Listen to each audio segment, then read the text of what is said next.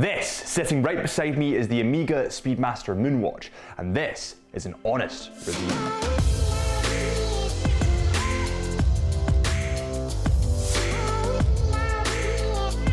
Welcome back to the Chisholm Hunter channel. My name is Harrison, as always, and today we do have the Omega Speedmaster Moonwatch. I've actually wanted to get this behind the camera for a while, but before we do, we have Breguet hats.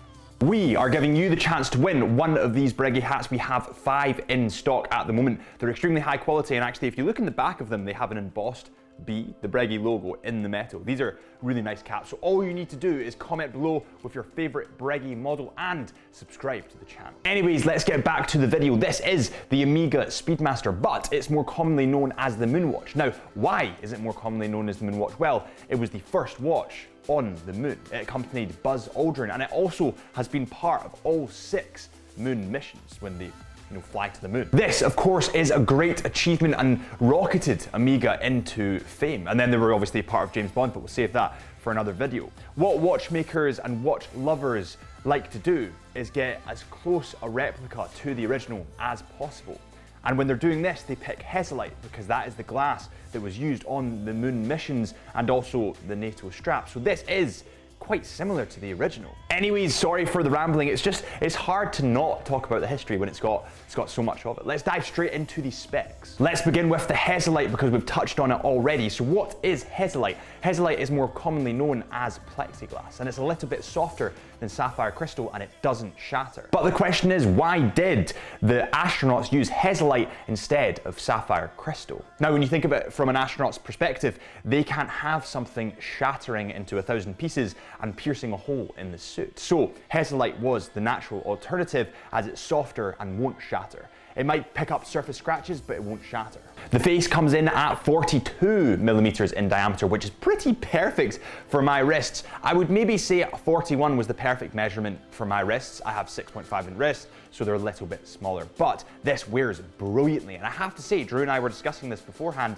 it wears a lot smaller.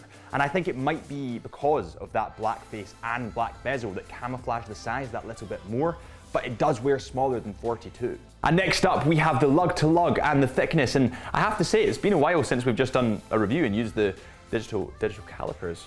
I've missed them. So this actually has domed glass. The Hesaslite glass is domed, which makes the thickness come in at 14 millimeters, which is a little thicker than I would expect. Now, this is an honest review, and I've said this before in the channel, I will always be honest about what I would pick and what I would go for.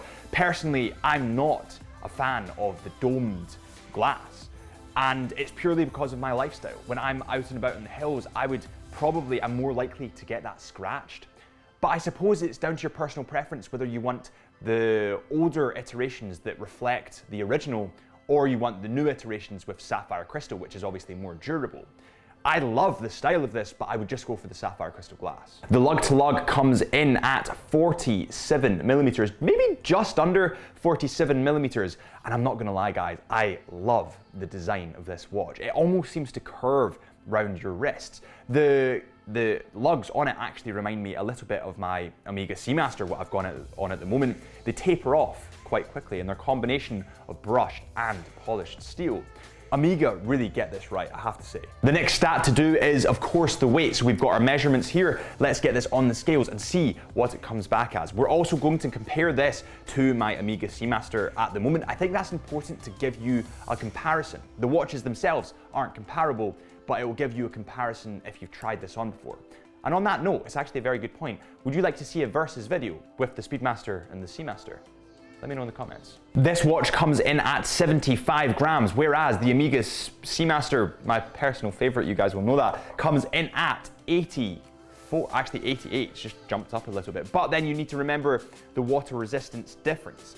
This only has a water resistance to 50 meters, whereas my Seamaster goes to 300 meters. Let's talk about the case and the strap now that we have covered those specs. And it's actually funny, now that I'm looking at this watch at the moment, because the bezel's black, because the face is black, and because the case is steel, it really pops out. I mean, it's really eye-catching. But anyways, I'm totally rambling. It tends to happen on this channel. This watch comes with a nylon strap, and I do like the look of this nylon strap Personally, I would go with rubber when it comes to sporty watches, but the thing is, because this has Hesaslite glass, if I was to have this, I would wear it as more of a dressy watch. Therefore, I would have it on a bracelet. This does come with other models that have bracelets if you want that alternative. That's just my personal preference. The case is made from stainless steel, and for those of you that know me, you know that I'm a big fan of stainless steel. I would actually pick stainless steel over titanium. I just feel the metal is that little bit brighter. And it does, as I said before, it does pop that dial out really, really nicely. Then moving on to the crowns and the pushers. The crown is quite short and stubby, and the pushers are slightly more elongated, but there is a slight gap between the pushers and the case. Now, there's two ways of looking at this. One is that I actually quite like the design of it, but the next is when it comes to dirt and wear and tear, you might get a little bit trapped in that little hole there. So, it's a give and take. When it comes to winding the actual crown, there's a really, really satisfying sound. Remember that this is a manual wind and not an automatic, and that's why you get this sound, but listen to this. I'm putting it right into the mic just so you can hear. That is so, so satisfying. Now, there's two ways to look at this. Some people think that automatics are better, some people think that manuals are more traditional, and I agree with both points. I mean, to be honest, I would always side with an automatic because I don't want to have the pressure of winding it, but there's something really nice about having something that's manual wound. Going back to the roots, you have more of a connection with the watch. But then you need to think of what these watches were used for originally, and it was to be on the moon, and when they used them on the moon, they were manual wound. So if you look at it that way, it's almost a piece of history. Then another perspective to look at it is you get more interface time, you get more personal touch and connection with your watch. Instead of it just winding itself, you need to manually wind it and spend that time winding it and enjoying it.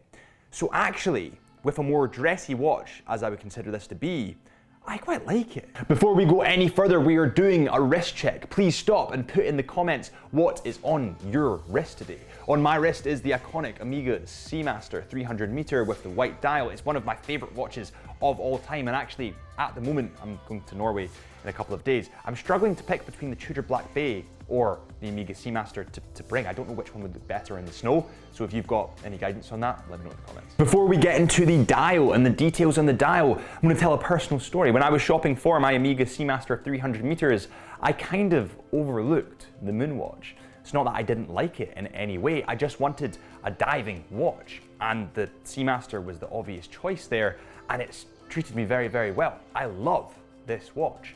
And the fact that Omega have these different ranges that they put so much time, passion and effort into, and also marketing, it just makes my respect for the brand grow. And when you see the movement that's actually in this watch, I've had a look at it with the case back off, it's stunning. This watch has an extremely thin black bezel that has the tachymetric scale going round it in silver. I like the way that the silver also links up with the silver obviously used on the case, and it's still very visible to read. I actually really like this, and I think the fact that the bezel's that little bit slimmer plays into it looking a little bit smaller on the wrist. But at the same time, you're not losing any of your dial real estate. With chronometers, watches need to fit a lot of text on here while not losing any of its clarity and any of its readability. And I think that Omega have done that really, really well here. The dial comes in a matte black color, and I love the way that the black plays against the white and also the lume, but we'll take a look at the lume a little bit later. At the 9 o'clock mark, it has the 60-second counter or marker. At the 6 o'clock mark, it has the 12-hour counter. And at the 3 o'clock mark, it has the 30-minute counter. Being a fully functional chronograph, what it doesn't have is the date window, but I'm not overly fussed about the date window. The amount of times that I actually change the date window on my Omega is very rare. I mean, I check my phone and I feel like if they put a date window in here, it might skew the symmetry. Just to continue that point a little bit more, I think a big part of the attraction in this watch is the symmetry aspect. In my lifestyle as a photographer and videographer, I'm always looking for lines and things. I'm always looking for the compositions. I'm always looking for the best way to angle a photo. And this watch in itself is kind of a perfect photo. But you will see that on the Chisholm Hunter Watches Instagram page, which is our new personalized Instagram page. Basically, it's when Drew and I get watches in, we'll take some video clips and all that kind of stuff. And also you can ask us questions straight from there. Also, the giveaway will be going on the Instagram as well. So if you want to go on there, then check it out. The Amiga symbol is positioned at 12 o'clock, below the 12 o'clock mark. And then you have the Amiga logo, Speedmaster and Professional. I was going to say Seamaster just because I'm so used to talking about my own watch. I really like this, and I like the fact that they've stuck with white and black, but what I would love to see, just a personal preference, and you know, when I'm on this channel, I normally just make hybrids of every watch because it's quite fun. I'd love to see a splash of red in there. Maybe the Speedmaster logo, the splash of red, it just looked pretty cool. Before we get on to the movement of this watch, which is beautiful, let's talk about these straps, because to celebrate the shared history between NASA and Amiga, they actually came out with a couple of straps that are on the Chisholm Hunter website. And I'll link that below for you, but let's talk about them for a second. One is black, one is white, and they are Velcro straps. Now, see white straps, they're a love or hate. Some people love them, some people maybe don't like them as much. In the snow, they would look incredible. And actually, I'm going to Norway. I'm going to Norway tomorrow, actually. I'm going to London and then I'm flying to Norway. But I think that that would look brilliant in a snowy kind of setting.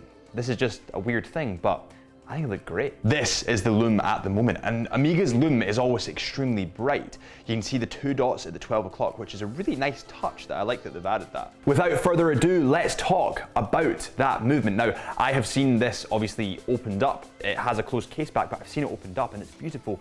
But we'll take some pictures and put them up for you because I want you to see this. The movement in this watch is the Amiga Caliber 3861. It's a manual winding chronograph movement with a coaxial escape. It's certified by Master Chronometer, approved by METAS, and resistant to magnetic fields reaching 15,000 Gauss. It also has a power reserve of 50 hours.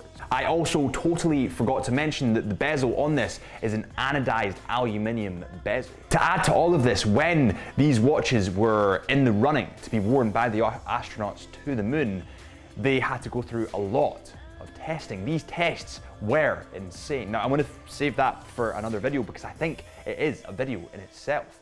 But the testing that these were put through were mad. The price of this model, which is the crux of most watch purchases, comes in at £5,420. This is with that nylon strap, but with the bracelet, it comes in at £5,710, so you're paying that little bit extra. However, there is a sapphire crystal glass model with an open case back if that's what you're after. If you don't want the more original replicas of the ones that went to the moon, you want the more modern iterations, and it comes in at £6,480. For this price, you are getting pretty incredible functionality. You're also getting peace of mind. I mean, they have tested this beyond belief. When you take it down to the shops, you probably don't have to worry. I am a fan of the Amiga Speedmaster. I love the history behind it. I would just go for the sapphire crystal glass version. It just suits my lifestyle that little bit more. But that's my personal opinion. Remember that you can win these Breguet hats if you hit that subscribe button and comment with your favorite Breguet model. Thank you so much for watching. My name is Harrison and this is a Time in the Wrist episode at Chisholm Hunter. Make sure you subscribe here to join the watch community, and I'm going to go get some pasta. I'm feeling adventurous.